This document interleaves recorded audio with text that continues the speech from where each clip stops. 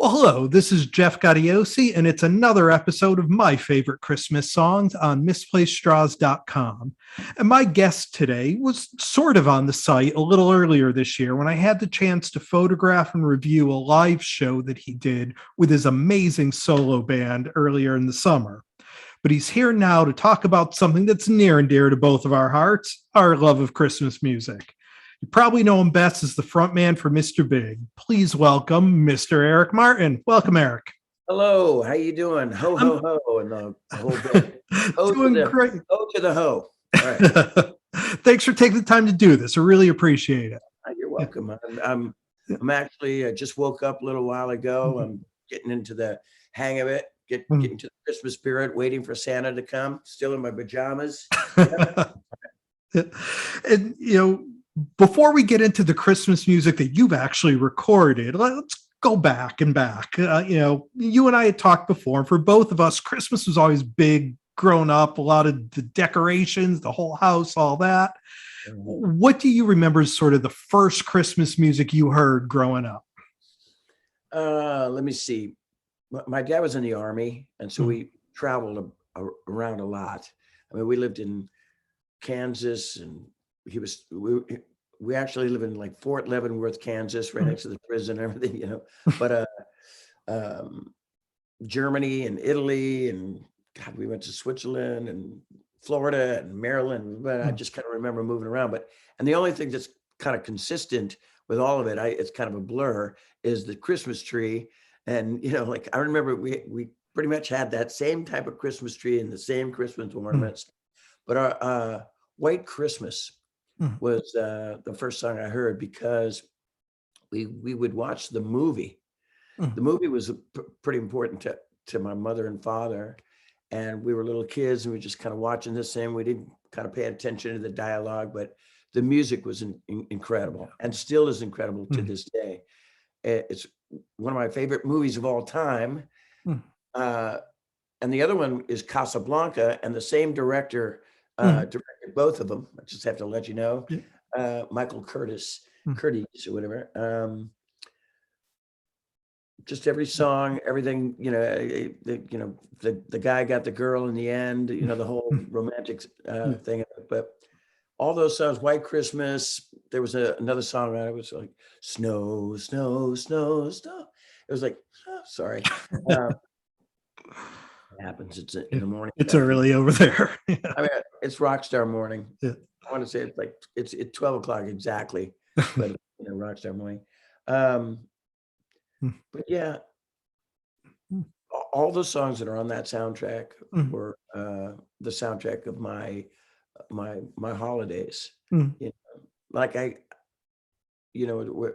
a couple of weeks away from Christmas. And I'm waiting for the day my kids are going, oh, Dad, not White Christmas again. But I go, no, you're going to learn to love it. You're going to pass it down to generations. I mean, my mother and father passed away now. But my brother and sisters, we always get together at Joni's for Joni's, my sister, for a pre-Christmas celebration. Her house is decorated. It looked like Charles Dickens. It looks like the scene from Christmas Carol. It's like sconces and wreaths, and she's got this big piano where she plays. And what does she play? White Christmas. White Christmas songs or whatever, from the movie. We get together and we turn that movie on. Anyway. I'm going to be obsessed through the whole thing with the Christmas show today. Yeah. I'm telling you. I love all the standards and all that, and White Christmas. Irving Berlin wrote a lot of those songs. Anyway, that's what I remember. That movie, and we're kind of a singing family. Very Von Trapp sound of music. Swear to God, my father was a drummer and a little bit of a singer, and my mother was a singer. My dad did it professionally before he joined the Army, and but my mother she was in choirs and glee clubs and all that. And that's what we would sing around the house. A lot of musicals, Sound of Music, South Pacific, got even like later on in life with Jesus Christ Superstar for me, you know. But Christmas songs were huge. And, you know, we couldn't understand when people would come to the, I know there's a long answer. Not a problem. And when people would come to our door and they'd sing Christmas carols, it's like, we've been doing it for hours, and they're coming like, oh, okay, that's good. Great to see it. And then we'll get back to the singing, you know? Anyway. And you went on, you know, you have a Christmas record that was a Japanese release, Mr. Vocalist Christmas, where you do a lot of the standards and some Japanese stuff.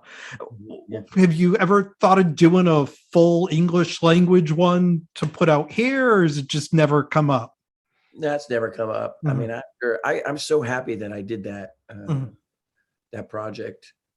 I mean, it was really weird to sing, you know, like I never really thought the Japanese would celebrate Christmas. They celebrate, their Christmas is more along, they celebrate like love. It's almost like Valentine's Day for Japanese. But a lot of the songs that I did, I never even heard before. They had Christmas songs, and really, really pretty songs. Kind of like really simple greeting card type words. I mean, look, I'm the guy who wrote "To Be With You." I understand a simple lament, you know. But then singing the American, you know, there were some novelty ones. White Christmas is not, obviously, it's a legit kind of thing, but Do They Know It's Christmas? And do they know it's Christmas? It's kind of an interesting story. So when I first moved into my area, I live in Marin County, California. It's like 20 minutes from the Golden Gate Bridge. It's a nice little rich hippie community. And when my wife and I first moved into the town, we kind of went on knocking on doors and go, hey neighbor, we're your neighbor. How you doing? And then when I knew I was doing this project, I invited everybody in the neighborhood to bring your kids to the recording studio. It's called the Record Plant in Sausalito, very near my house. Brought everybody down like that, and there had to be maybe close to 100 people with kids and cousins and, you know, animals or whatever, and they all came in and sang background vocals on this song, Do They Know It's Christmas Time Again, you know, which is like the British kind of Band-Aid. Yeah, Band-Aid, right. And it was really cool getting to know. I think it's pretty unique, you know, getting to know your neighbors, asking them to sing. You know, I run into some of these kids that are grown now; they're 17 and 18, and they're like, "Hey, Mr. Martin, hey, I remember singing. That was my first record I've ever done. You know, none of these are guys are musicians or whatever you even think." Like when people go, "Have you ever done a record?" Well, yes, I have. That old guy that lives down the street, I sang on his record. Very, very cute. But yeah, and I did the song "White Christmas," and I got to tell you, you know, I've sung on a lot of records, and I've done countless sessions and stuff, and not just because this is a Christmas show. This is, I get to tell the world, if anybody's listening out there, it's my favorite vocal I've ever done. Really? Yeah, hands down. I mean, like I want to say "To Be With You," and I would say "To Be With You" if it wasn't December. But I got to tell you, when I'm really proud of all the work that I've ever done. You know, my voice has changed over the years, but it's always had that edge, that kind of gravelly edge, kind of known for that. But not on White Christmas. It's so crystal clear and emotional, and just, it's perfect. I swear to God. I mean, like, it's not too perfect because I add just a little weird Eric Martin soul on it that makes it like, well, that's different. but I'm so proud of that vocal. If that was the last thing anybody ever heard of me, you know, I'd welcome that. I love that. I don't know if that makes sense, Oh, but yeah, totally, totally. it's a wonderful vocal. And you know, and on that, you know, in addition to White Christmas and Do They Know It's Christmas, you tackle some of the more modern stuff. The Mariah Carey song, you know, the George Michael song. You know, are there any other sort of modern ones you listen to? I mean, I know your partner in crime, Paul Gilbert, just put out a Christmas record. Yeah, you know, there any of the more modern things that you get into as well? You know, I'm unfamiliar with Paul's Christmas album. It's great. It's a lot of fun. We just talked about it last week. But he's a really clever guy. And, you know, he's got a great sense of humor. And is that the album that's called Twas? Yes. Yep. Yeah. Twas.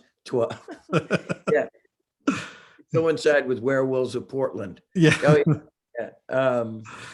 How is the record? I don't know. I mean, is it instrumental or? Yeah, it's instrumental, but it's Paul's instrumental where, you know, even on the songs that he wrote, you know, he writes lyrics for them, even though nobody's singing them, you know, so you could sing along with the instrumentals.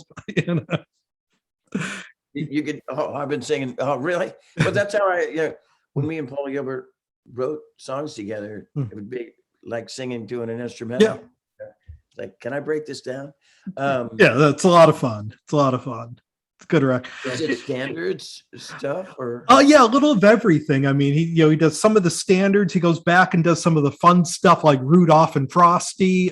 He wrote a couple of new songs for it that, you know, definitely have that Christmas feel to them. that kind of stuff. Pretty much. Yeah. That's sick. Yeah. You know, but like I said, is there any, you know, do you get in any of the newer stuff, like, you know, the Brian Setzer stuff, the Trans-Siberian Orchestra stuff, you know, the more rock edge? I can't tell you some of the names of the songs, but Jeff Scott Soto invited me to Trans-Siberian Orchestra. Went to Oakland Arena to see him, and I mean, you know, I was going, all right, let me see this. I mean, I heard about this band, this thing, you know, for so long, and I'm like, oh, let me check this out. And it was like seeing, like, you know, like, I can't think of a cool adjective. Yeah, there isn't one. No, it was like seeing, you know, Metallica with white hats. You know, it's like, you know, like it was just this lasers and things going off and incredible musicians. And Jeff comes out. I'm like, wow, tuxedo. He comes out and the song that he sings, I think he only sings about maybe 5 songs with TSO. And it's phenomenal, man. I've only been to it once. I mean, I don't know, but I mean, I'd definitely see it again, but I'll probably get that invite. That's a tradition, seeing them in my family. And Jeff's a good friend. He's actually, I think I've interviewed him on this site more than any other person at all. So, but they're always fun. And see, he's so big, you know, you're only getting the neck, right? Nope. Hey, good to see you. But, Jeff. Yeah, good people. And I mean, I don't know what's going. You love Trans-Siberian. Oh yeah. Yep. I don't know what's going on sometimes, you know, with all the narration. I'm sure you do, you know, the story and everything, but songs are great. And like, I met everybody. I think Al Petrelli was guitar player. Yep. Al's one of the musical directors for the West Coast version. Yeah. I met Al years ago. Mr. Big was touring with Scorpions. I want to say that Al was with Great White at the time. Maybe. I don't know. It's been around for a long time. Looks great. I've only seen it once, and I'll definitely see it again. Hey, have you ever thought about putting together just like, you know, a one night a year Christmas show where you get out there and do the standards and your songs? You know, I thought about that a bunch of times. Never came to fruition. Never just, it was always at the planning stages. I know that's a great idea. I mean, I've been thinking about that idea for so long that it just kind of was on the shelf over the years. Yeah. Well, I'll tell you, I mean, with the solo band you have now, and actually every member of your solo band has also been on this show for an interview before. Oh, friends. you mean solo band? I mean, you mean Trickster, don't you? Trickster and Joey. Yeah. Oh, Joey Casada. Hey, what are you talking about? But I mean, again, I think the four of you guys would do a great Christmas show just because of the personalities and the fun that you guys have on stage. I could see that. Yeah. I could see having a lot of the comedy Christmas show. Yeah. Well, there you go for next year. Out here on the East Coast, so I can make it, and we're good. Yeah. Well, I mean, Steve Brown is out with Wizards of Winter. Yep. Just tell me about. I know you're interviewing me, or we're having a chat conversation, but Wizards of Winter. Yes. Is a song from Trans-Siberian Orchestra, right? Well, from what I understand, the original version of the band Wizards of Winter were guys that were in Trans-Siberian Orchestra years ago, like the original group of singers broke off and formed their own band. Where do they go? Where do they go to the old Elephant's Graveyard? We'll get a band. And go. Yeah, I mean, they're really good too. Yeah. And Joey Casada, man, he's been with TSO for years. And years. The backup drummer. Waiting for that phone to ring for a long, long time. Yeah. I mean, we make a joke about it, but I go, hey Joey, what's going on? You want to, let's get a little conversation going. He goes, I can't, man. I'm learning the tunes. I mean, like every year, just learning this, just practicing songs, learning the songs. And he's so close. Please give him a call. I want to see Joey Casada. I vote for Joey Casada for the TSO show. All these other drummers. Is Blaz Elias the drummer? Yep, yeah. Blaz and Jeff Plate does the East Coast. Right. Yeah. Jeff Plate does the East Coast? Yes. And Blaz does the West. For God's sake, Jeff, take a vacation. I mean, I don't know how much, you get paid pretty good, but take a breather, could you just stub your toe just one freaking night, let Joey Casada shine, We'll throw Joey a bone. Right? And you've been speaking of your solo band. I know you have some dates coming up. You're back out here in my neck of the woods next week, I believe. Anything coming up as we get into the new year with shows or recording or anything? Yeah, there's a lot of stuff on my plate for next year, but this year, tomorrow flying out on a red eye. I haven't done that in a long time. Flying out a red eye, and then kind of sleep all through the night and wake up at 5 o'clock when it lands in Huntsville, Alabama, and Montgomery, Alabama, and then acoustic shows. Doing a lot of acoustic shows lately. And then on the 16th in Pauling, New York. Yeah, Daryl's house, my favorite venue. Yeah. This is gonna be a first for me. I'm a virgin. Oh, it's such a great venue. You're gonna love it. I really hear that it's great. I mean, I watched a couple some footage, just the front. Stages there's no stage. It's like on the floor, right? No, it's up a little bit. It is up. It's up a tiny bit because it's got somebody, it's all loud. Anybody, and not anybody, but anybody that's incredible. There's a lot of great musicians that have played there, but they're on the floor, and there's a table, and there's a guy and a girl there just sipping cocktails. I mean, the guy could actually go, "Hey, do you mind if I have a little sip?" And then had that happen at that venue. I know. Like everybody says, the sound's great. It's amazing. Yeah, amazing. Look, I know this is totally. Everybody probably says this. God, I hope he comes down. Check it out. But I've done so many interviews, and I've been influenced by Daryl Hall all my, which a really good portion of my life.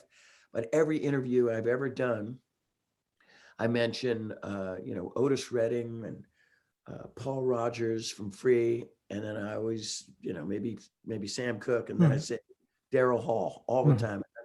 And I always think, maybe if I keep saying his name, he's going to read it somewhere in a magazine. And then somehow we'll connect, the two of us, and maybe write a song or record together. That was my big dream. And hopefully he's even listening to this right now and thinking, wow, that guy is a little off his rocker right now. But I would love to have him just like skip and. I actually was I was at one show at Daryl's house where he was there sitting in the back. He has his own private booth in the back corner, and he was there watching, came up on stage. So you never know. I would love that. Well, we've been spending some time here with Eric Martin. Again, you know him best as the voice of Mr. Big, but he has a tremendous solo band that he's hitting the road with, and he's doing some acoustic shows coming up. And we'll have some links in the piece under this where it has links to your Christmas songs from your Mr. Vocalist record. And Eric, thanks a lot so much for taking the time to do this. I really appreciate it. Jeff, I'm so sorry for being just a tiny bit late. Oh, no worries at all. You're awesome to be waiting like this. Yeah. And we'll catch up soon. Merry Christmas, my friend. All right. Happy holidays, everybody.